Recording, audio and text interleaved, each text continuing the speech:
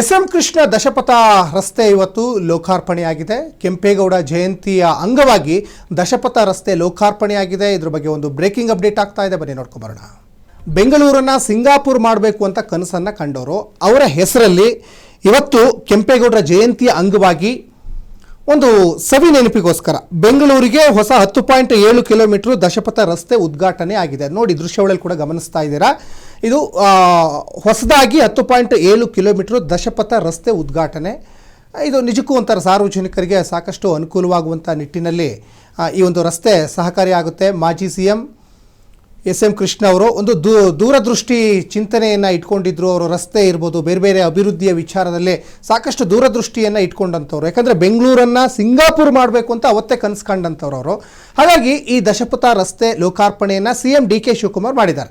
ಬೆಂಗಳೂರಿಗೆ ಹೊಸದಾಗಿ 10.7 ಕಿಲೋಮೀಟರ್ ದಶಪಥ ರಸ್ತೆ ಉದ್ಘಾಟನೆಯಾಗಿದೆ. ಮಾಜಿ ಸಿ.ಎಂ. ಎಸ್.ಎಂ. ಕೃಷ್ಣ ಹೆಸರಿನಲ್ಲಿ ಹೆದ್ದಾರಿಗೆ ನಾಮಕರಣ ಕೂಡ ಮಾಡಿದ್ದಾರೆ.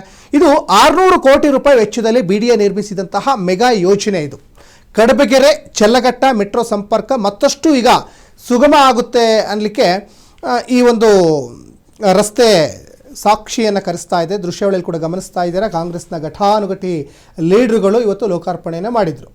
ಸಿ.ಎಂ. ಡಿ.ಕೆ. ಶಿವಕುಮಾರ್ ಜೊತೆಗೆ ಇನ್ನು BJPಯ ಶಾಸಕ ಅದರಲ್ಲಿ ಕಾಣಿಸ್ಕೊಂಡಿದ್ದಾರೆ. ನೋಡಿ, S.T. ಸೋಮಶೇಖರ್ ಜೊತೆಗೆ ಉಪಮುಖ್ಯಮಂತ್ರಿ ಪರಮೇಶ್ವರ್ ಇರ್ಬೋದು, ಜೊತೆಗೆ N.A. ಹ್ಯಾರಿಸ್ ಇರ್ಬೋದು, ಮಾಗಡಿ ಶಾಸಕ ಬಾಲಕೃಷ್ಣ ಮತ್ತು ಬೆಂಗಳೂರು ನಗರಾಭಿವೃದ್ಧಿ ಸಚಿವ ಕೃಷ್ಣ ಬೈರೇಗೌಡರು, ಹೀಗೆ ಸಾಕಷ್ಟು ಜನ ಘಟಾನುಘಟಿ ಲೀಡ್ರುಗಳು ಅಲ್ಲಿ ಉದ್ಘಾಟನೆಯನ್ನು ಮಾಡಿದರು. 100 ಕಿಲೋಮೀಟರ್ ಅಗಲದ ಸಿಗ್ನಲ್ ಫ್ರೀ ಮತ್ತು ಟೋಲ್ ಮುಕ್ತ ರಸ್ತೆ. ಯಾಕಂದರೆ ಬೆಂಗಳೂರಿನಲ್ಲಿ ಇವತ್ತು ಸಿಗ್ನಲ್ ಫ್ರೀ ಮತ್ತು ಟೋಲ್ ಮುಕ್ತ ರಸ್ತೆ ಭಾಳ ಅತ್ಯವಶ್ಯಕವಾಗಿ ಬೇಕಾಗಿದೆ. ಮಾಗಡಿ ರಸ್ತೆ ಭಾಗದ ಟ್ರಾಫಿಕ್ ದಟ್ಟಣೆ ಕಡಿಮೆಯಾಗುವ ನಿರೀಕ್ಷೆ ಇದೆ. ಈಗೇನು ಈ ದಶಪಥ ರಸ್ತೆ ನಿರ್ಮಾಣದಿಂದ ಬಹಳ ಮುಖ್ಯವಾಗಿ ಮಾಗಡಿ ರಸ್ತೆ ಭಾಗದ ಟ್ರಾಫಿಕ್ ದಟ್ಟಣೆ ಕಡಿಮೆಯಾಗುವಂಥ ನಿರೀಕ್ಷೆ ಇದೆ. ಹೇಳಿ ಕೇಳಿ ಮಾಗಡಿ ಭಾಗದಲ್ಲಿ ಯಾವಾಗಲೂ ಕೂಡ ಕಿಲೋಮೀಟರ್ ಗಟ್ಟಲೆ ಟ್ರಾಫಿಕ್ ಜಾಮ್ನಿಂದ ವಾಹನ ಸವಾರರು ಹೈರಾಣಾಗ್ತಾ ಇರ್ತಾರೆ. ಹಾಗಾಗಿ ಅದನ್ನು ತಪ್ಪಿಸುವಂಥ ನಿಟ್ಟಿನಲ್ಲಿ ಈ ರಸ್ತೆ ಸಹಕಾರಿಯಾಗುವ ಎಲ್ಲ ಲಕ್ಷಣಗಳು ಕೂಡ ಗೋಚರ ಆಗ್ತಾ ಇದೆ. ನಗರದ ಮೂಲಸೌಕರ್ಯ ಅಭಿವೃದ್ಧಿಗೆ ಮತ್ತೊಂದಿಷ್ಟು ಮಹತ್ವದ ಹೆಜ್ಜೆಯನ್ನು ಇಟ್ಟಿದ್ದಾರೆ ಅನ್ನೋದು ಗೊತ್ತಾಗ್ತಾ ಇದೆ. ಇದು ಬೆಂಗಳೂರಿಗೆ ಸಿಕ್ಕಿರುವಂತಹ ಮತ್ತೊಂದು ಮೆಗಾ ರಸ್ತೆ ಗಿಫ್ಟ್ ಅಂತಲೇ ಹೇಳ್ಬೋದು. ಕೆಂಪೇಗೌಡ ಜಯಂತಿ ಬೇರೆ ಇದೆ ಇವತ್ತು. ಆ ಕೆಂಪೇಗೌಡರ ಜಯಂತಿಯ ಒಂದು ಸವಿ ನೆನಪಿಗೋಸ್ಕರ ಅದರ ಅಂಗವಾಗಿ ಕಡಬಗೆರೆಯಿಂದ ಚಲ್ಲಘಟ್ಟ ಮೆಟ್ರೋ ನಿಲ್ದಾಣದವರೆಗೆ 10.7 ಕಿಲೋಮೀಟ್ರು ಅಲ್ಲಿ ಉದ್ದದ 100 ಮೀಟರ್ ಅಗಲದ ಒಂದು ದಶಪಥ ರಸ್ತೆಯನ್ನು ಮುಖ್ಯಮಂತ್ರಿ ಡಿ.ಕೆ. ಶಿವಕುಮಾರ್ ಇವತ್ತು ಲೋಕಾರ್ಪಣೆ ಮಾಡಿದರು. 600 ಕೋಟಿ ರೂಪಾಯಿ ವೆಚ್ಚದ BDAಯನ್ನು ನಿರ್ಮಿಸಿರುವ ಈ ರಸ್ತೆ ಸಿಗ್ನಲ್ ಫ್ರೀ ಹಾಗೂ ಟೋಲ್ ಮುಕ್ತವಾಗಿದೆ. ಜೊತೆಗೆ ಒಂದು S.M. ಕೃಷ್ಣ ಅವರ ಒಂದು ಗೌರವಾರ್ಥವಾಗಿ ಈ ಹೆದ್ದಾರಿಗೆ S.M. ಕೃಷ್ಣ ಪಥ ಅಂತ ನಾಮಕರಣ ಕೂಡ ಮಾಡಲಾಗಿದೆ. ಈ ರಸ್ತೆ ಮಾಗಡಿ ರಸ್ತೆ ಭಾಗದ ಸಂಚಾರ ದಟ್ಟಣೆ ಕಡಿಮೆ ಮಾಡಿ ಚಲ್ಲಘಟ್ಟ ಮೆಟ್ರೋ ಸಂಪರ್ಕವನ್ನು ಇನ್ನಷ್ಟು ಸುಗಮಗೊಳಿಸುವ ನಿರೀಕ್ಷೆ ಇದೆ ಅಂತಲೂ ಕೂಡ ಹೇಳಲಾಗ್ತಾ ಇದೆ. ಯಾಕಂದರೆ ಹೇಳಿ ಕೇಳಿ ಈಗ ಬೆಂಗಳೂರು ಟು ಮೈಸೂರು ಹೋಗುವ ಸಂದರ್ಭದಲ್ಲಿ ಮತ್ತು ಮಾಗಡಿ ಎಲ್ಲ ಕ್ರಾಸ್ ಮಾಡ್ಕೊಂಡು ಹೋಗುವಂಥ ಸಂದರ್ಭದಲ್ಲಿ ಸಾಕಷ್ಟು ಟ್ರಾಫಿಕ್ ಇರ್ತದೆ. ಮತ್ತು ಬೇಗ ತಲುಪಬೇಕು ಅಂದರೆ ಮಿನಿಮಮ್ 1 ಗಂಟೆ 2 ಗಂಟೆ ಬರೀ ಟ್ರಾಫಿಕಲ್ಲೇ ಕಾಲ ಕಳಿಬೇಕಾದಂಥ ಪರಿಸ್ಥಿತಿ ಎದುರಾಗ್ತಾ ಇದೆ. ಇವತ್ತು ಬೆಂಗಳೂರಿನ ಒಂದು ದೊಡ್ಡ ಸಮಸ್ಯೆ ಅಂದರೆ ಟ್ರಾಫಿಕ್ ಸಮಸ್ಯೆ. ಮತ್ತು ಸಿಗ್ನಲ್ ಫ್ರೀ ರಸ್ತೆಗಳು ಬೇಕು ಅಂತ ಜನರು ಕೂಡ ನಿರೀಕ್ಷೆಯನ್ನು ಇಟ್ಕೊಂಡಿದ್ರು. ಜೊತೆಗೆ ಇಂಥ ದಶಪಥ ರಸ್ತೆಗಳು ಬೇಕು ಅಂತ ಭಾಳ ನಿರೀಕ್ಷೆಯನ್ನು ಇಟ್ಕೊಂಡಿದ್ರು. ಯಾಕಂದರೆ ಬೆಂಗಳೂರು ಕೇವಲ ಒಂದು ನಗರ ಅಲ್ಲ, ಇಡೀ ವಿಶ್ವಕ್ಕೆ ಕನೆಕ್ಟಿವಿಟಿ ಇರುವಂಥ ಒಂದು ಮಾಯಾನಗರಿ.